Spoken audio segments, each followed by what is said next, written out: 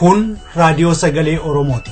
Raadiyoon sagalee Oromoo torbanitti guyyaa 3 wixata roobii fi sanbata galgala keessaa sa'a 7 hamma 7 walakkaatti kan isiniif darbu. Tamsaasni dambalii gabaabaa meetir baandii 16 yookaan kiiloo heerzii 17,850 fi karaa intarneetii oromovoice.org darbu kun amma jalqaba. Kun raadiyoo sagalee Oromooti.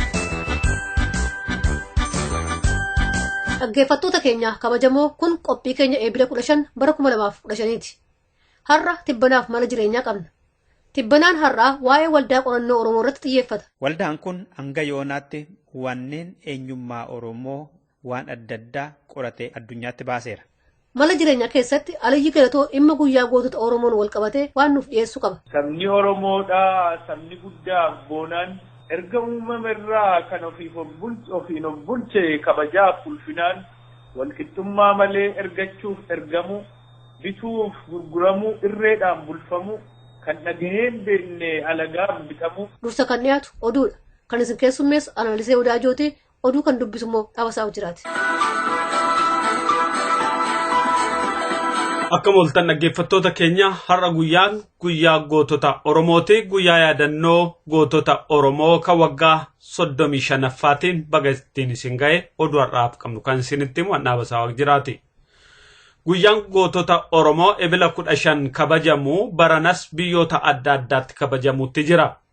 Odeessi nugaa jirurraa akka hubatamutti biyyoota Awurooppaa, Ameerikaa akkasumas Afrikaa fi Oromiyaa bakka adda addaatti guyyaan kun guyyaa har'a haala ho'aatiin kabajamaa ooleera.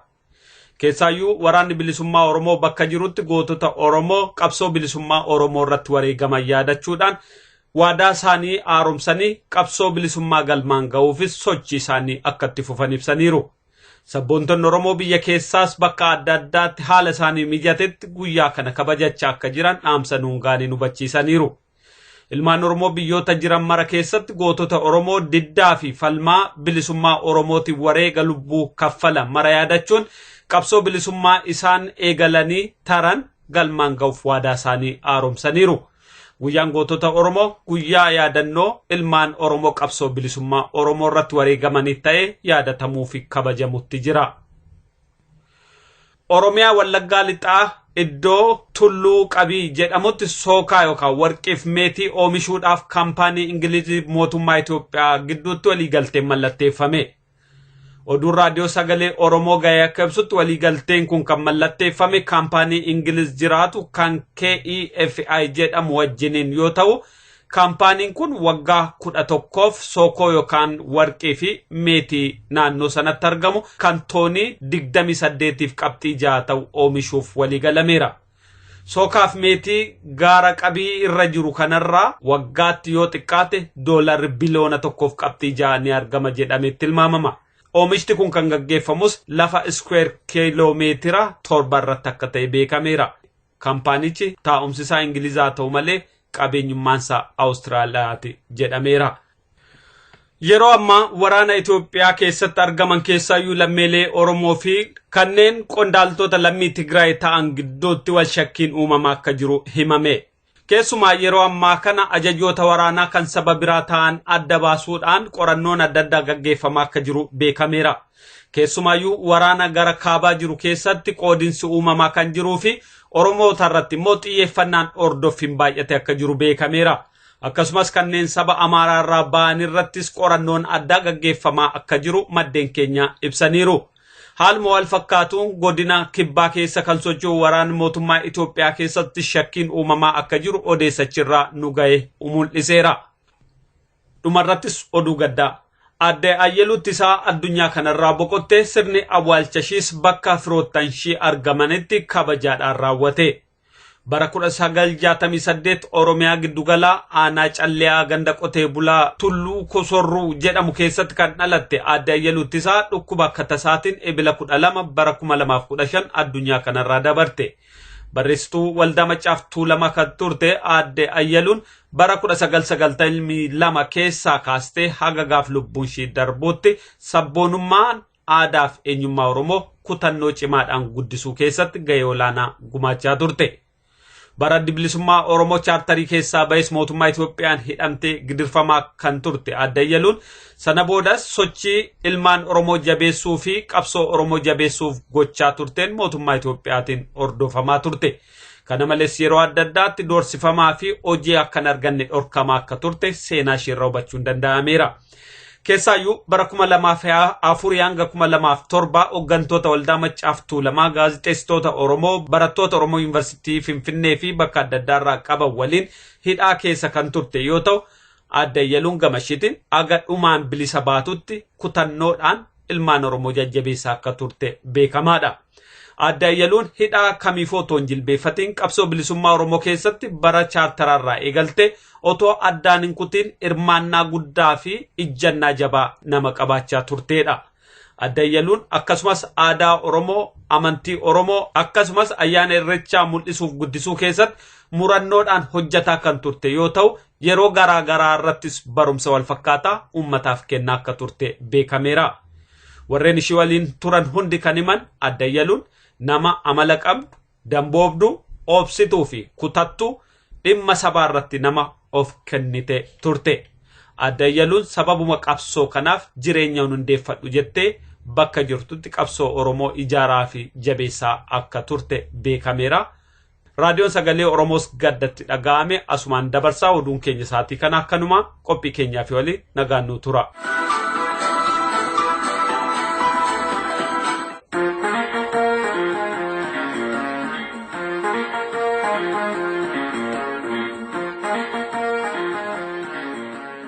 Qophii tibbanaa.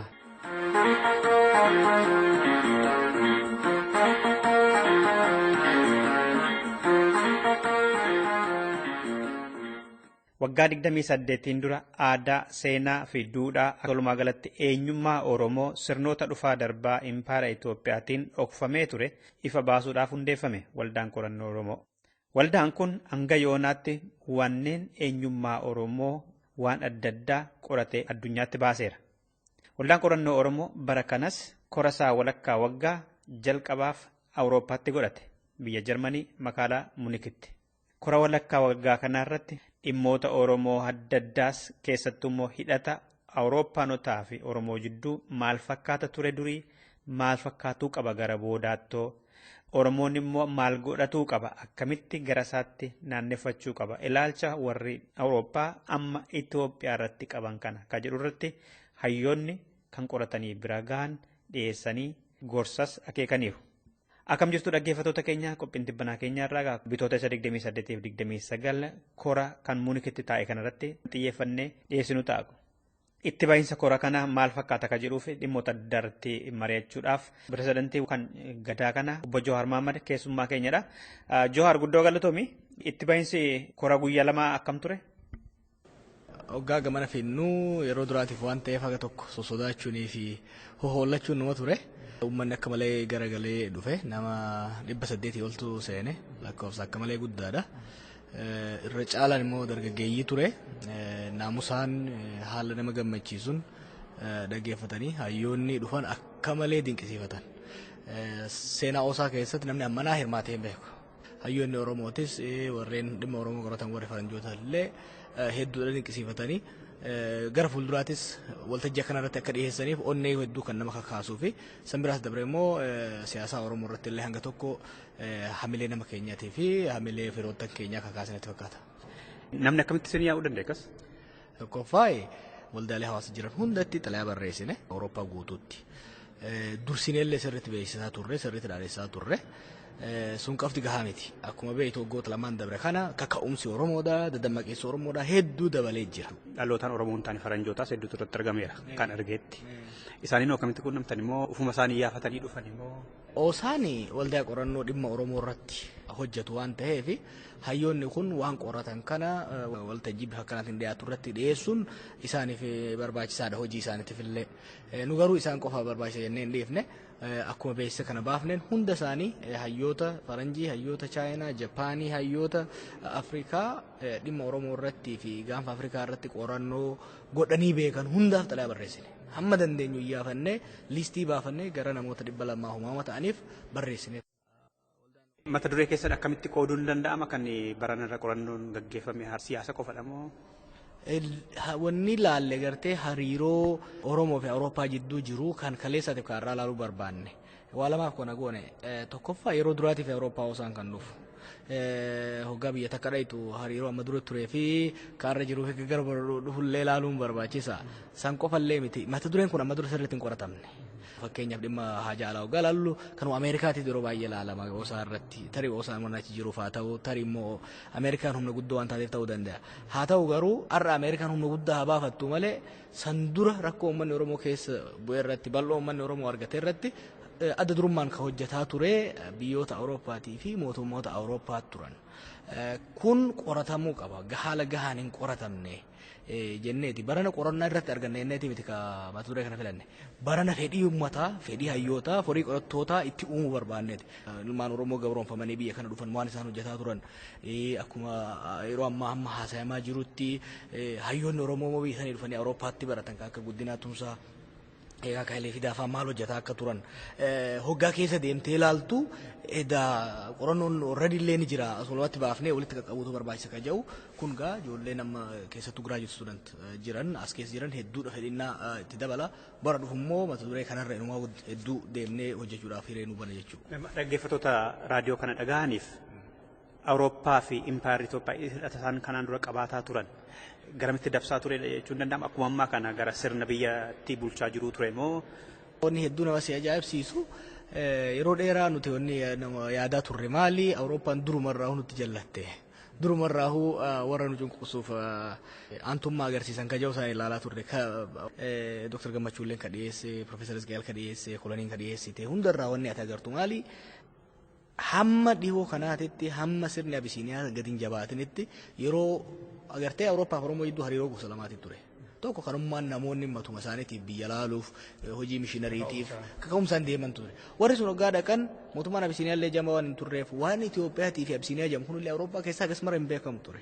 Waan hin beekamneef akka dhaqaniin dhugama argan san fudhatanii asii gabaasaa turan.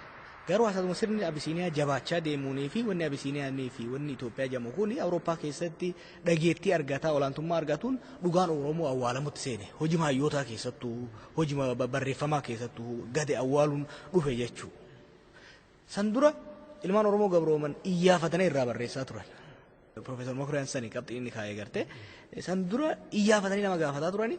Amma immoo hoggaa iyyinillee nu dhaggeeffatan jira. Maaliif sirni Itoophiyaatiif sirni Abisiiniyaa olaantummaan Habashootaa kun hedduu faranjoota mataa dhiqee qabee waan jiruuf waan Oromoo kanarratti hedduu haguugamuudha agarta. Haa ta'u gaa wanni haguugame hundi akka guumetti hin taa'u biintanii keessaan bahuu barbaachisa. Biintuudhaaf immoo hunoo hulaa daddaa jirra jechuudha. Gaarii inni kun akkuma jirutti jijjiirama guddaa qaba dhugaadha. Gama biraan immoo namoonni maayee jedhu gadaa kana keessa hanga ji'a ja'a kanaatti waggoottiin lamaan darban keessa yoggaa wal cinee qabamee ilaalamu dhimma Oromoo qabsoo Oromoo ilaalchisee osaan barana xalaa barreessuufaa hiriira qopheessuufaa hin mul'anne ka jedhu kuni ngoone yoon goone ta'e immoo biyya qabsootu hin jiru yookaan cuucatu biyya hin jiru yookaan wanti Oromoo irra ga'u hin jiru maaliif hin goone? Agartee osaan waan baay'ee baadhataa deemaa ture akkuma addi bilisummaa Oromoo waan baay'ee baadhataa deemaa ture. Inni qoosaan yeroo hedduu namatti himu tokko jira yeroo dura biyya kana dhufe namoonni hedduun arge eerpoortitti nama piikaappii raayidii isaa kennu dhabee wajjin adda bilisummaa Oromoo bilbilaa ture. Jaarmoota takkaalama waan qabnu qofaaf jaarmoonni takkaalamni qofti waan hunda baadhattee akka deemnu barbaanna. Jaarmoonni illee waan lakkoon sun hin jiruuf baadhatanii deeman maal taasise fakkaate harree takka irratti ba'aa hedduu fe'uudha taati. Sanirra harree hedduu yoo horanne hoo ka ba'aa kana waliin hirattee deemuu dandeessu. Osaan waldaa qorannooti. Waldaa akka waldaa qorannootitti beekumsa qabsoo Oromootiif hawaasa Oromootiif nagaa Oromootiif fayyadan maddisiisee madraka takkaahu dirree yaanni itti wal jijjiirame itti gabbatu ta'uudha. Osaan kanaaf dhaabbata waan biraatiif miti. Garuu waan maddisiisa kana hojiirra wanni oolchu jaarmeen adda addaa waan hin jirreef hojii advokasii hojii dippiloomaasii keessa seenee ittiin deemaa ture jechuudha. Amma garuu sanirraa jijjiiramuu qaba. Yoo jiraate jaarmaa jiru jajjabeessa. Fakkeenyaaf jaarmaan mirga namoomaa gaanfa Afrikaa akka gaarummaan faana hoogganan jira. Osaan hojii isaanii jalaa saammatee risoorsii isaanii jalaa saammaturra isaan deeggaruu danda'uu qaba. Isaan jabaatanii hojii dhaabbataniif san oosaarra guutumatti fudhataniif danda'anii akka deeman godhuudha qabna jechuudha. Kana yoo goone jaarmeewwan hundinuu wal deeggaraa wal deeman.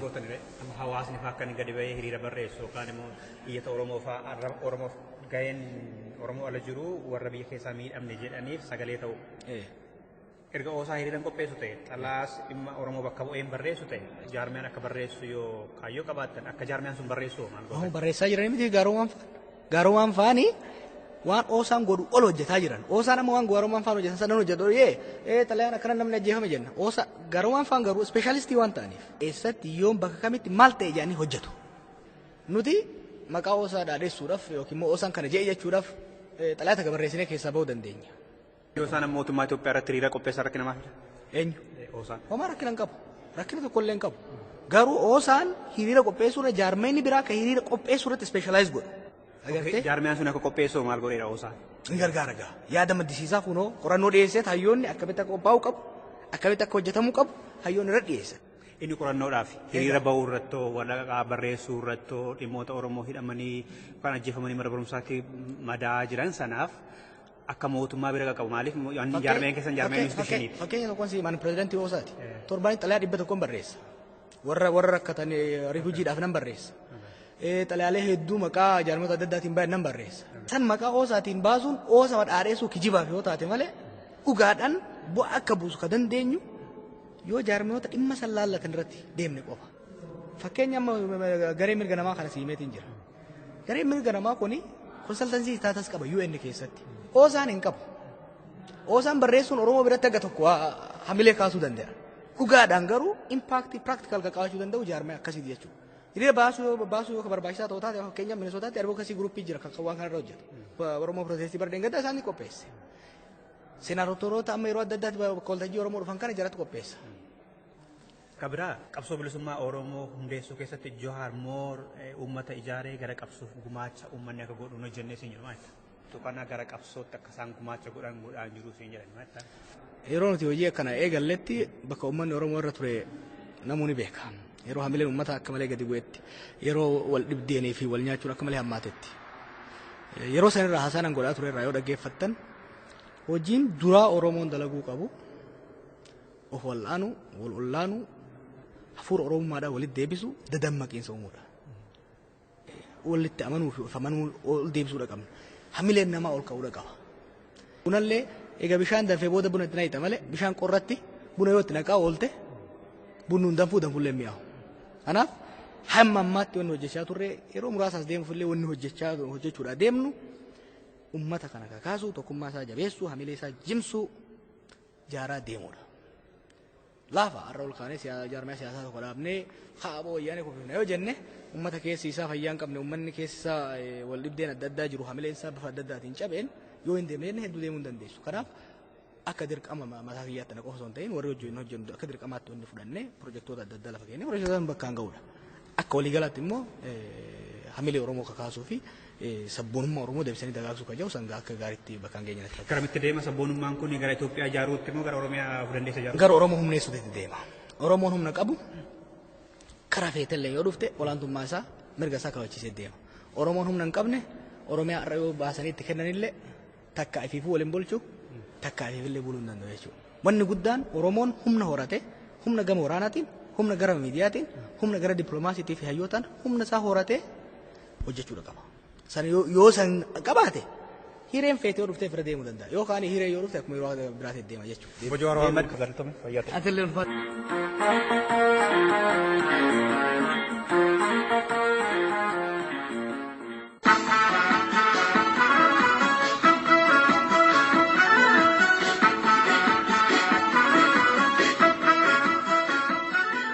Akkam jirtu dhaggeeffatoota keenya kun sagantaa mala jireenyaati. Ani qopheessaan keessan Aliyyi Galatooti itti dhiyaadha. Waggaa 35dha ebila 15 hooggananni adda bilisummaa Oromoo 10 Ogaaden keessatti wareegaman. Guyyaa sanarraa adda bilisummaa Oromoo guyyaa goototaa jedheeti waggaa 35f kabajaa ture. Haa ta'u ammoo yeroo ammaatitti guyyaan goototaa kun gootota guyyaa Oromoon alagaa jala cabe yookiin ammoo kufe irraa jalqabeeti Oromoonni warra Oromoof jecha wareegaman mara guyyaa itti yaadatan tokko. Kanaaf walaloo yaadasaa badhaasaa guyyaa goototaa irratti dubbise adda isin dhageessifna. Oromoon gabroomnaan sabni isaa salphannaan qomoon isaa dhiitamee jiraachuu dadhabnaan lafti isaa saamamee weerartuu firamnaan afaan isaa dhorkamee gadoon ilaalamnaan maatiif lammiin isaa salphina mudannaan gadaan isaa dhorkamee atseen jijjiiramnaan namummaa hanqatee namaan gad mudannaan goonni lafaa ka'ee salphinaa fi miidhaa saba fi hambisuuf goonni lafaa ka'ee salphinaa fi miidhaa saba fi hambisuuf sabni Oromoodhaa sabni guddaaf boonaan erga uumama irraa kan ofiin of bulche kabajaaf ulfinaan walqixxummaa malee ergachuuf ergamu bituuf gurguramu irreedhaan bulfamu kan dhagaheen beenne alagaaf bitamu akka tasaa ta'ee bara hamtuu sana diina gabroomu jaarraa 19 kadhooniin seene gaafa nafxanyichi kaabaanutti seene dachiin Oromoodhaa dhiigaan booxirame dhiigni Oromoo yaa'ee fulaa hunda ga'e lafti Oromoodhaa iyyaa fi wawwaanna boo'ichaa fi cinqii guutuun dhuunfatame qeen Oromoodhaa gaddaan haguugame garaan nama keenyaa aariin waxalame gooti sanyiin gootaa qaroon Oromoodha Habashaan gabroomuun saba Oromoodha harmirraa muramuun ambaan gudeedamuun dhalaa Oromoodha harkirraa muramee diinaan tuffatamuu dhiira Oromoodha ulfina fi dhabee nyaaphaan dhuunfatamuu lafa Oromoodha gadaan buluun hafee weerartuun bulfamuu saba Oromoodha hayyamuu dadhabee sabboonichi sabaa goonni Oromoodha hayyamuu dadhabee sabboonichi sabaa goonni Oromoodha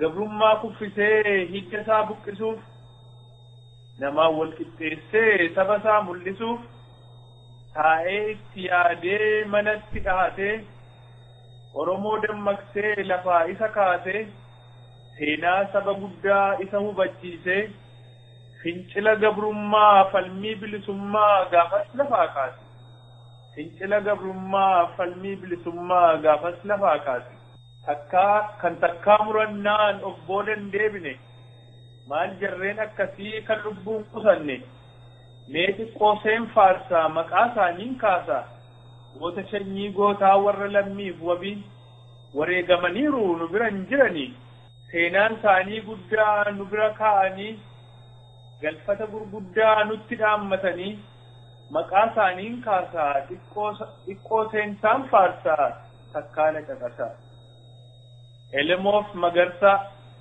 Saartuu fi Raggaatuu Taaddasaaf Guddinaa Maammoodhaaf Ijaarraa Milkeessaa fi Hundee Baaroo fi Guutamaa Burussoof Irreessaa Caanneedhaaf Aannessoo Dirribee fi Aashaa Nadhii fi Nagaasaa Mitikkuu fi Baaroo Waaqoodhaaf Ibsaa Oromoo Qaqqaalii gootaan sabaaf kufan seenaan yaada isaanii ilmaan sabaaf wabii sabboontota Oromoo sabni isaanii har'aa gaddaan yaada isaanii sabni isaanii har'aa gaddaan yaada isaanii jennoota qaqqaalii loltoota kanniisaa karaa isaanii qofa cunqursaa hambisee namaan nu qixxeessa karaa isaanii qofa cunqursaa hambisee namaan nu qixxeessa Neggesaaf Lammeessaa Gaaddisaaf Camadaa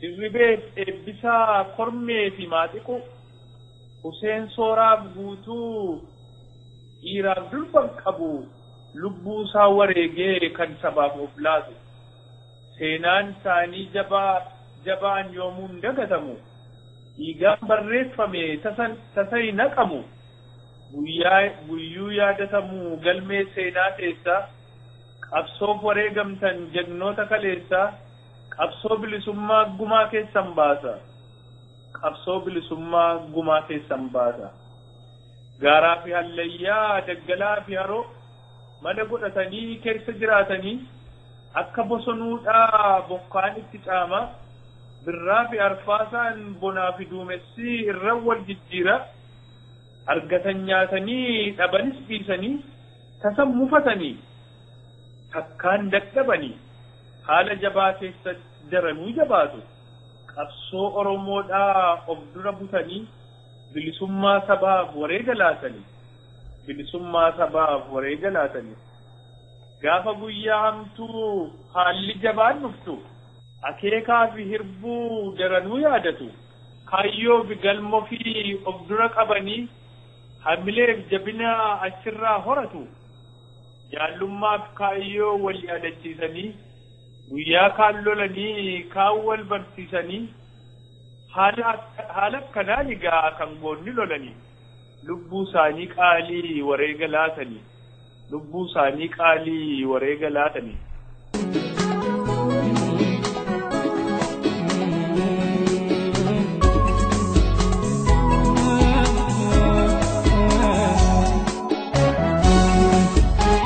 Yoonan ka'ee kufee akka tasaa ta'ee harka diinaatti hafe hojjechuu dadhabee harki koo hidhamee seenaan saba kootii haqni lammii kootii dhokatee akka namne jedhee itti yaadee tooftaa mitarsiimoo isaa qindeeffatee aadaa fi safuusaa hunda isaa galmeessee seera ittiin bulmaataa waa'ee sirna gadaa yayyaba odaasaa waa'ee sirna gadaa galii bilisummaa waa'ee walqixxummaa jabeessee barreessee dhalootaaf dabarsee lubbuu isaasee qaalii shakkii tokko malee saba isaaf gumaache lubbuu isaasee qaalii shakkii tokko malee saba isaaf gumaache gootii Oromoodhaa kan sabaaf of kenne osoo lubbuun jiruu maal faa jedhe laata maal faa akeekkatee saba isaatti dhaammate akka nuti beeknuuf maal nutti dhaammate akka nuti beeknuuf maal nukku dhaammate nuti Oromoodhaa biyyaaf seenaa qabna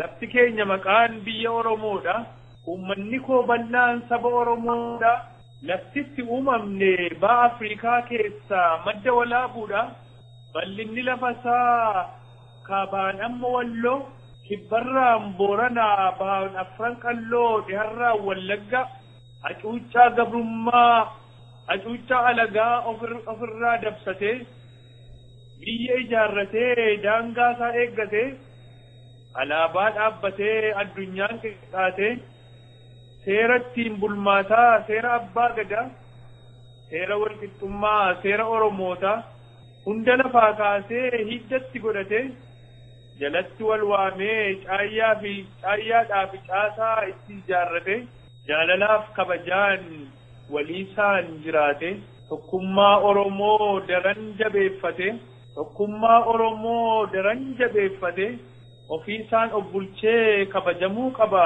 sabni Oromoodhaa addunyaan qixxaate ofiisaan of bulchee kabajamuu qaba sabni Oromoodhaa addunyaan qixxaate waan hundumaa caalaa gootii Oromoodhaa wanti inni dhaammate qabsaawaan ni kufaa qabsoon itti fufaa mirgi Oromoodhaa falmii qofaan dhufa lammii koo Oromoo fincilaa fi qabsoo jabeessaa itti fufa lammii koo Oromoo fincilaa fi qabsoo jabeessaa itti fufa falmadhaa mirgi Oromoodhaa falmii qofaan dhufa falmachuu qofaatu miidhama hambisee namaan nu qixxeessa falmadhaa mirgi Oromoodhaa falmii qofaan dhufa falmachuu qofaatu gabrummaa hambisee namaan nu qixxeessa falmachuu qofaatu bilisa nu baasee salphina hambisa sabboontota Oromoo magaalaaf baadiyyaa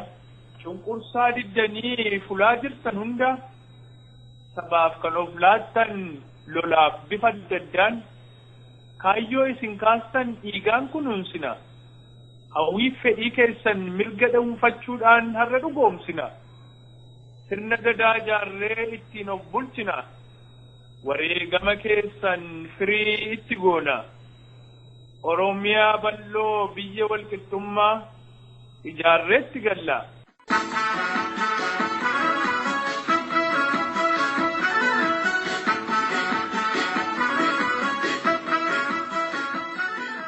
Qophii keenya toon xumuriin oduu xumuraan sin dhageessisa. Waraana mootummaa Itoophiyaa gidduutti wal shakkii fi wal mormiin baay'achaa akka jiru gabaafame. Keessaayyuu waraanni lammiidhaan Oromoo ta'an hordofamaa akka jiran odeessi nu ga'e ni addeessa. Guyyaan gootota Oromoo sadarkaa addunyaatti bakka garaa garaatti kabajamaa akka jiru beekame. Guyyaa gootota Oromoo waraana bilisummaa Oromoo maadhee biyya keessaa akkasumas bakka sabboontonni Oromoo fi hawaasota Oromoo jiran mararratti kabajamaa jira. Qophiin keenya marti kanumaan xumurama haga sanbataatti nagaan nu tura.